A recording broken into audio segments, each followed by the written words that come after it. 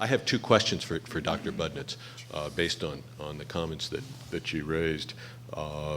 One is whether you have yourself observed or can point me to something on the public record that applies the damping assumptions and soil structure interaction assumptions of the double design earthquake to the shoreline data or the Los Osos data or the San Luis Bay data?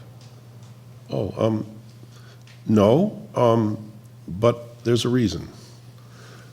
The regulatory requirement for that analysis to meet regulation applies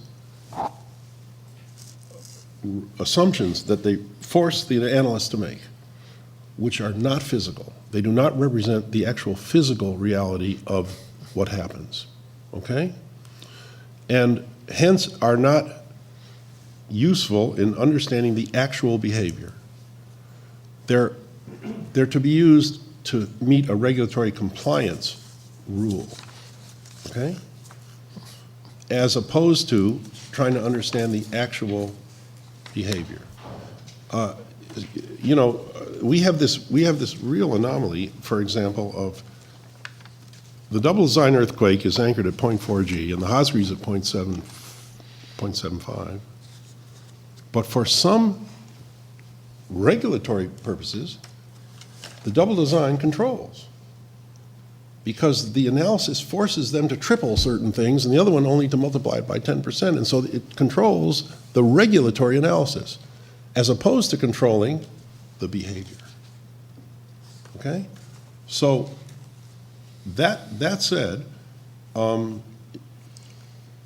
don't know, I don't know whether that analysis has been done to see whether or not they meet regulation, which is the question you're asking.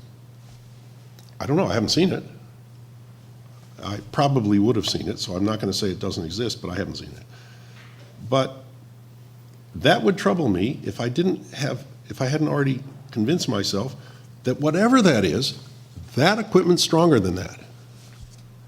And that's my bottom line. If it's stronger than that, then they can argue. And maybe they'll even shut them down if they don't meet regulation. But I'll tell you, it's safe enough.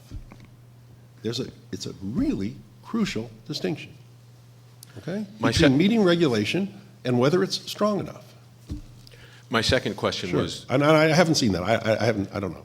I didn't think you had. So.